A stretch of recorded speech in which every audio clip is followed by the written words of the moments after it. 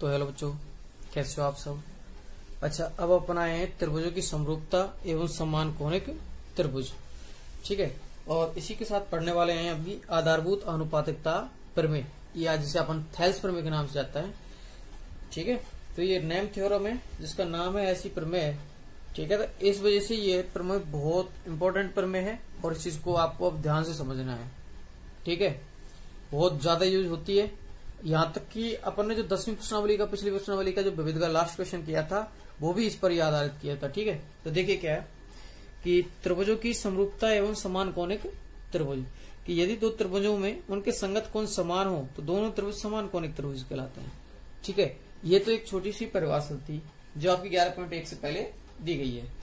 ठीक है, तो अब देखिए कि प्रमेय 11.1 क्या है। आधारभूत अनुपातिकता प्रमेय, जो मुख्य रूप से अनुपात बताती है भुजाओं का, वो प्रमेय है ये। ठीक है, इसको नाम से जाना जाता है, किस नाम से? थेल्स प्रमेय के नाम से। ठीक है, तो किसी त्रिभुज की एक भुजा के समांतर खींची गई एक रेखा त्रिभुज की शेष दो भुजाओं को प्रतिच्छेद करे तो यह दोनों भुजाओं को समान अनुपात में विभाजित करती है।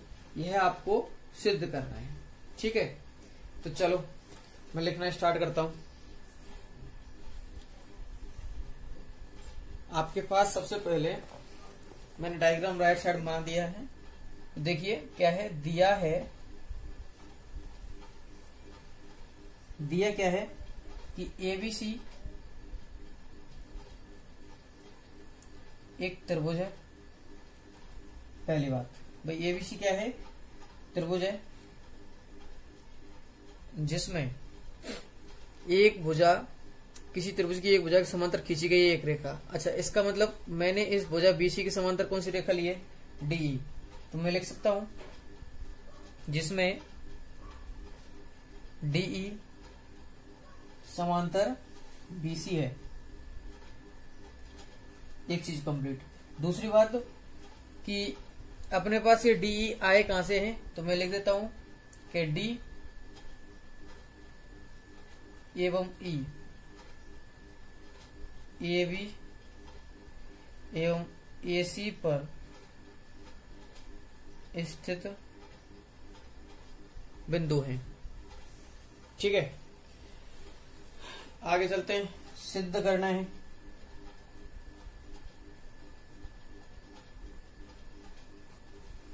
सिद्ध क्या करना है? सिद्ध करना है इनकी जो अनुपात है, इसका अनुपात इसके साथ जो है वही इसका अनुपात इसके साथ है, दोनों भुजाओं को समान अनुपात विभाजित करती है। मतलब जो इनका अनुपात आएगा वही इनका अनुपात आएगा। तो अपन लिख सकते हैं कि एडी अपॉन डी बी बराबर ए अपॉन ईसी। ये आपको सिद्ध करना है। आइए रचना करते हैं। रचना में भाई अपने पास अभी तक सिर्फ क्या है, ये त्रिभुज है ऊपर वाला और ये लाइन है। ठीक है, अब मैं लिखता हूं कि बी इसको इससे और इसको इससे, और सीडी को मिलाया। ठीक है, और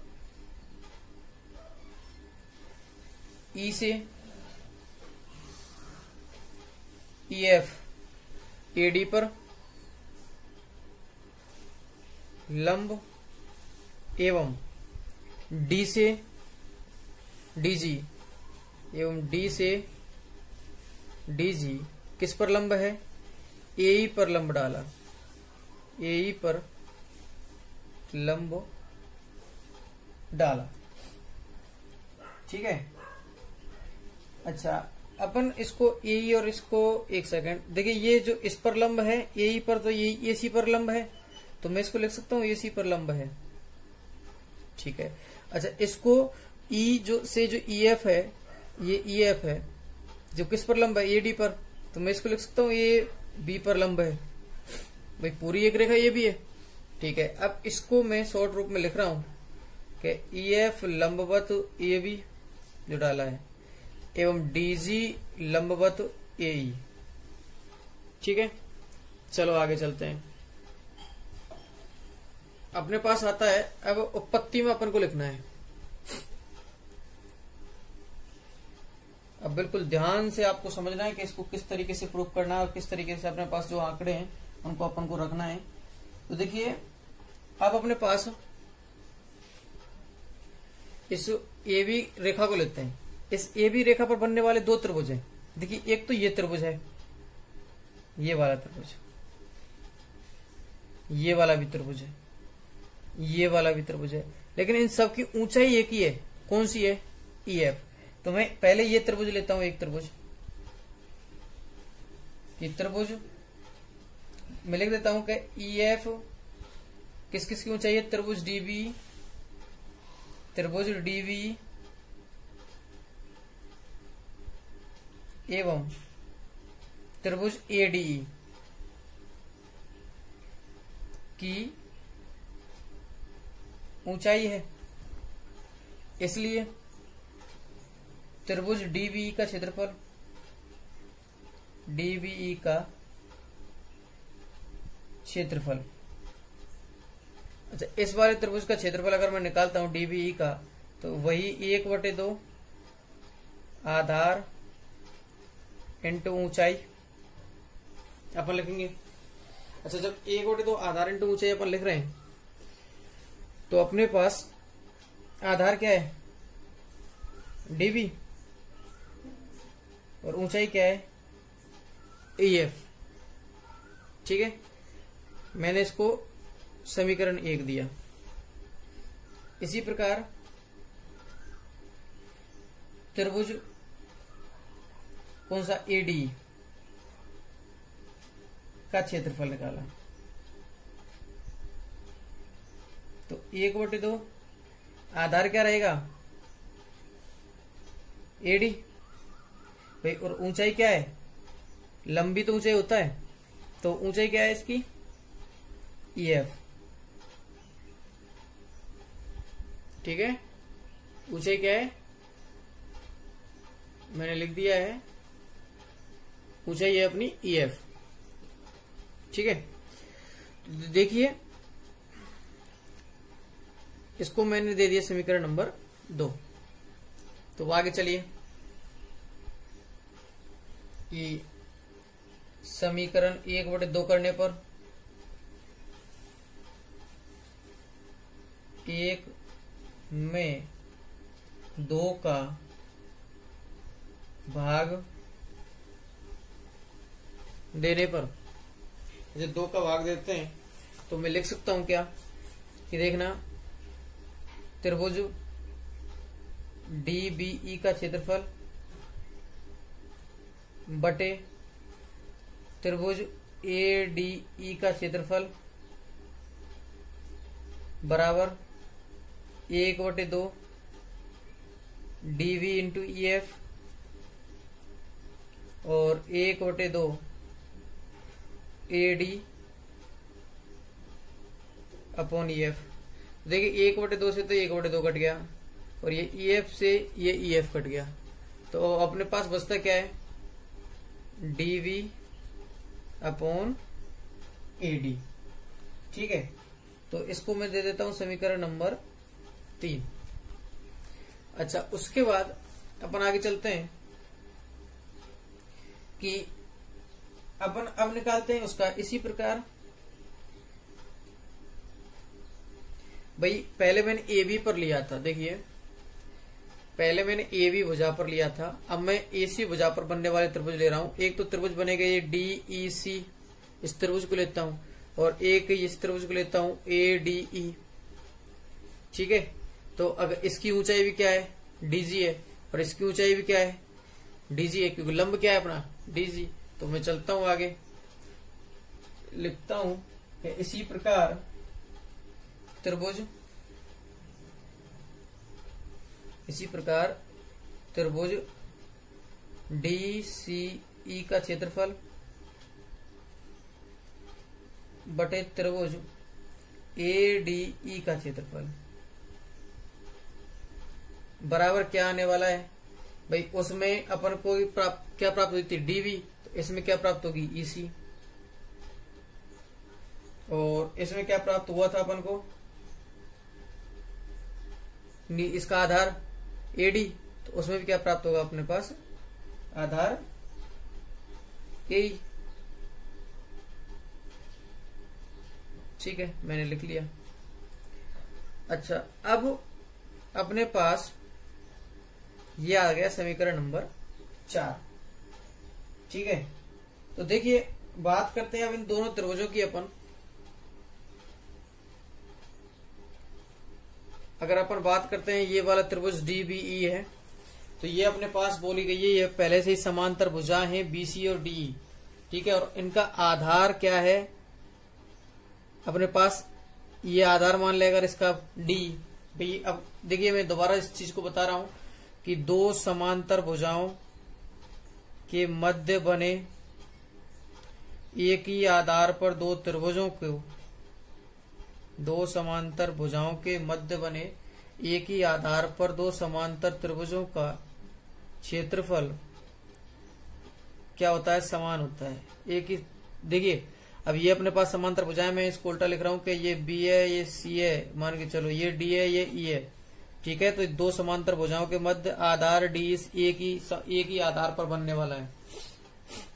देखिए BC ये DE एक ही आधार DE पर बनने वाले त्रिभुज हैं।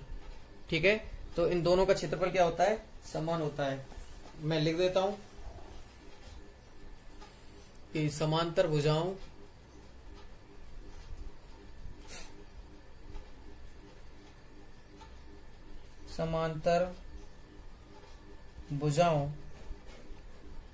DE समांतर BC के मध्य एक ही आधार पर बने त्रिभुजों का क्षेत्रफल क्या रहेगा, समान रहेगा।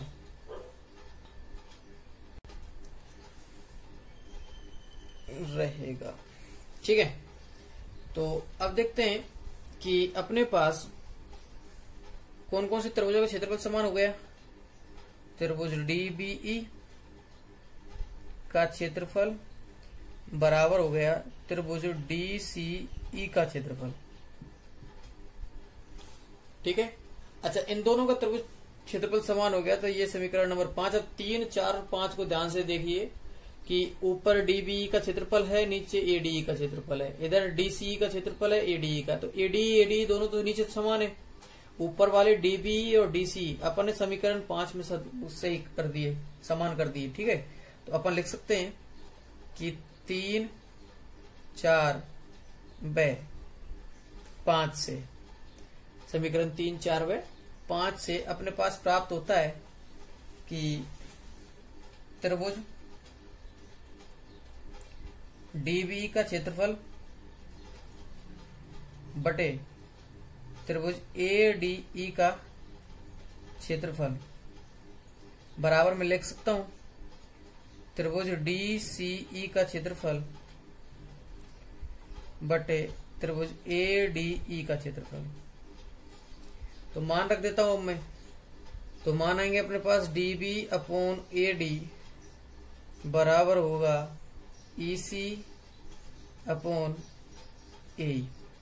देखिए यही था जो अपन को सिद्ध करना था, बस अपन ने उल्टा प्राप्त किया है। अपन मैं इसको रिवर्स भी कर सकता हूँ, सबको रिवर्स करने पर तो अपन इस तरीके से भी समीकरण प्राप्त हो जाता है। AB अपॉन DB बराबर AE अपॉन EC। सबको अपन क्या कर सकते हैं, व्युत्क्रम में कर सकते हैं। ठीक है, चलो इसके अलावा अपन को एक चीज और पता होनी चाहिए कि इसी पर आधारित है अपने पास, ये तो सिद्ध तो होगी, फिर मैं यहां पर है ना, इसी पर आधारित, इस पर आधारित क्या है वो आधारित चीज मैं आपके लिए बता देता हूं। देखिए कि अगर इन दोनों का अनुपात मान के चलो 1:2 है, इनका अनुपात 1:2 होगा। ठीक है, तो इस पूरी का मान के चलो अब 3 हो गया, तो ठीक है, अब ये 1 है, ये 3 है, तो इनका इस DB का अनुपात AB के साथ जो होगा 1:3 वही इसका इसके साथ होगा। तो मैं लिख सकता हूं कि DB का जो AB के साथ अनुपात है वही किसका होगा, इधर से EC का, किसके साथ, AC के साथ, ठीक है। एक तो ये आपको ध्यान रखना है। एवं अब जैसे AD का जो संबंध AB के साथ है, जो अनुपात, ठीक है, वही इधर से AE का AC के साथ रहेगा। दोनों को अपन को याद रखना है। बहुत जगह अपन इसको डायरेक्ट इस तरीके से यूज करने वाले हैं, ठीक है। धन्यवाद। ये आपकी हुई आधारभूत आनुपातिकता प्रमेय।